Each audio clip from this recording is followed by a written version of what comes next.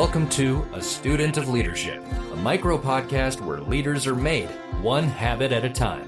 Hosted by Rob Adams, a leadership veteran with 30 years of experience, this podcast explores key concepts that define exceptional leadership. Each episode delves into a powerful word or strategy, offering practical insights and real-world stories. Whether you're just starting out or an experienced executive, join Rob as he guides you in learning, growing, and leading with purpose.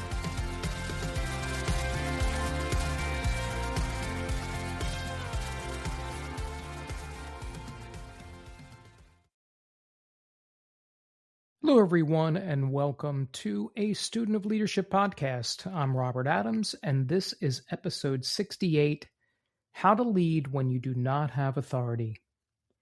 Now, this week's play is I want you to ask one peer to teach you what they know, but I want you to hold it for a minute as we go through this podcast, and we will get into it before we close things out today. This week, we're going to be talking about the leadership work most leadership programs do not address well, and the work that most effective leaders in any organization spend more time doing than any other kind. It's about influence without a title. Leading sideways, leading upward, getting alignment from people who are not required to give it to you. On Monday, the Leadership Table newsletter on Substack opened the week with the knife. The element right after the plate in the place-setting framework returning for its second pass. The first pass back in April covered conflict without casualties. This pass takes the harder question. What does precision look like when you have no positional authority? Now, if you have not read it, link is in your show notes. Friday's Breaking Bread on LinkedIn has the play from this week worth running before the weekend. That drops at 6:45, always Eastern Standard Time, AM. Link also in your show notes.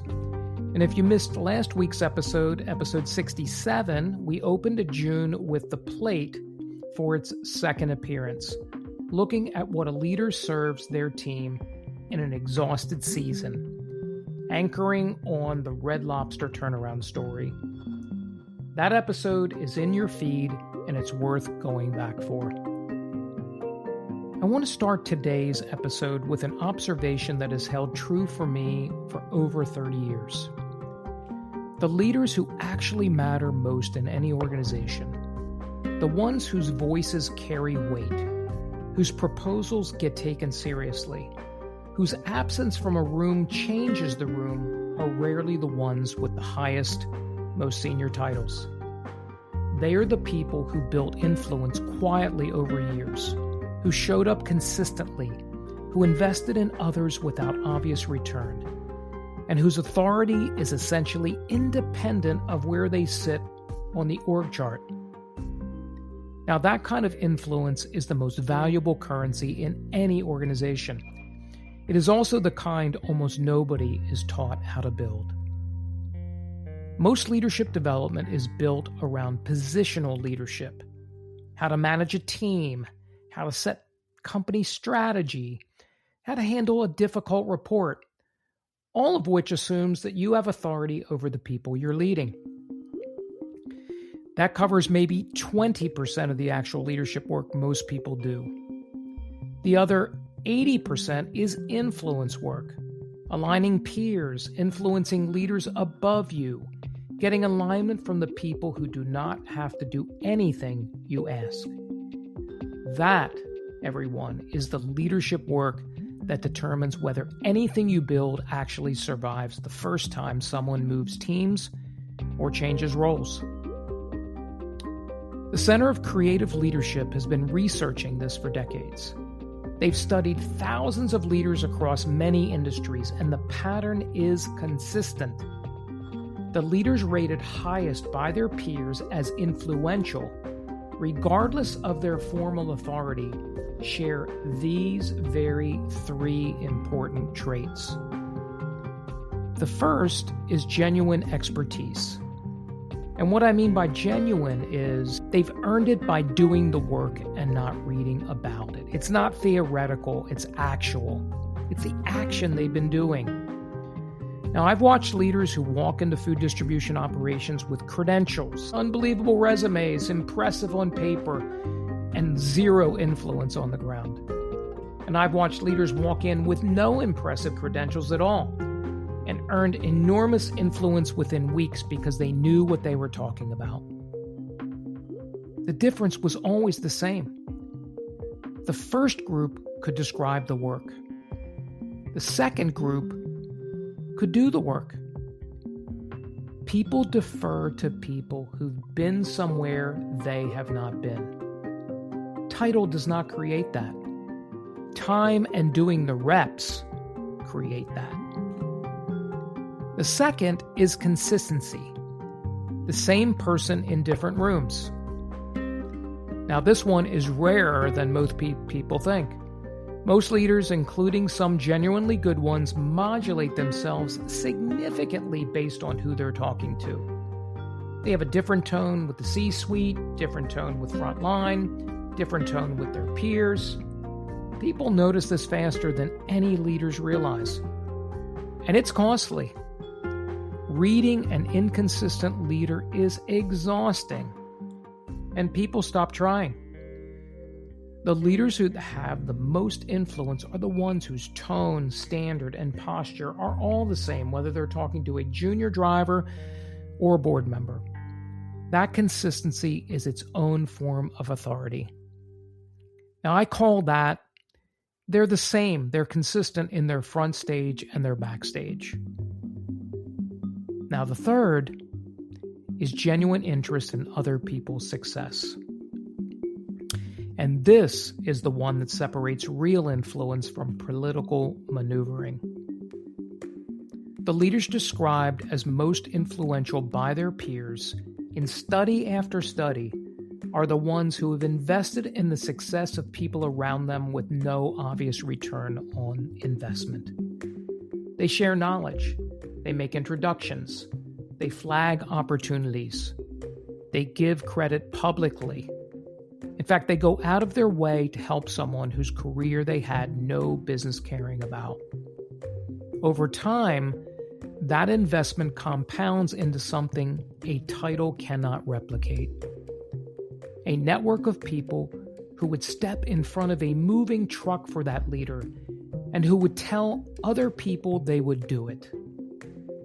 That social capital is unbuyable and is unsummonable in the moment. It is built one quiet investment at a time over years. In food distribution, the area director role was almost entirely a study in influence without authority. The general managers running individual operations have their own P&Ls, their own teams, and a strong cultural sense that they are running their own buildings. And I've been in that position. The area director does not run their P&L, does not hire their team, does not handle their day-to-day, and yet has to align 8 or 10 of them on standards that affect the customer experience across the entire region. The area directors who do this badly try to manage. They send checklists, they show up unannounced. They get tolerated, but they are almost never getting followed. The area directors who do this well show up to learn. They walk routes with drivers. They sit through customer escalations. They earn the right to be heard before they ask anyone to even listen. When they finally do propose a direction, it lands. Because every GM in the room knows the area director has been in their building, knows what their actual constraints look like, and is not asking them to do something that someone in a corporate office invented from a slide deck. I know this so well and so personally. That is the knife without a title. Precision applied to the moment, but earned through quiet work that happened long before the meeting where the influence was needed. Now, AI is changing what leadership work looks like in real ways. As more operational decisions get automated, the work that remains for humans is the work of alignment, judgment, and buy-in. And AI can route a delivery. AI can flag a margin problem. What AI cannot do is get a senior leader to shift their position on a strategic question. AI cannot get a peer to commit to a different way of working. AI cannot get a younger team member to step up before they feel ready. That work, everyone, is leadership. It is influence work, and it does not depend on the title in your email signature. It depends on what you have built with the people whose buy-in you need. The Leadership Table newsletter is on Substack every Monday morning. This week's piece on the knife and the 3 sources of title-free influence is there waiting for you. Link is in the show notes. Friday's Breaking Bread on LinkedIn has the play from this week worth running before you enter the weekend. That link you will also find right there in the show notes. And next week, we move to The Fork at its second appearance. This first pass back in April was about daily acts that compound. The second pass takes a harder question. What do great leaders absorb that average leaders reject? The discipline of taking feedback without the ego defending it. I'd love for you to subscribe on any of the major podcast networks. Apple and Spotify are great ones, and they are both in the show notes. And if this episode gave you something, please take the time to share it with a leader who's doing the real work without enough authority to make it easier.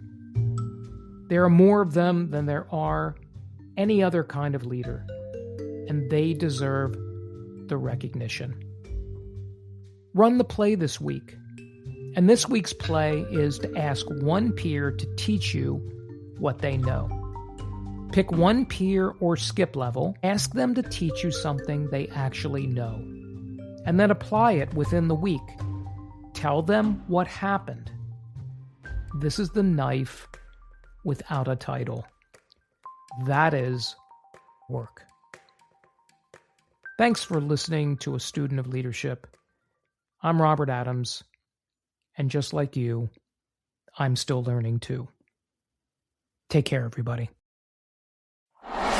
Thanks for tuning in to this episode of The Student of Leadership. Leadership is about who we become and how we help others grow. If you found value in this podcast, share it with a fellow leader and connect with Rob on LinkedIn or leave a review. New episodes drop weekly, so don't forget to subscribe to stay connected. Until next time, keep learning, growing, and leading with intention. Remember, great leaders are made one habit at a time. See you next time on A Student of Leadership.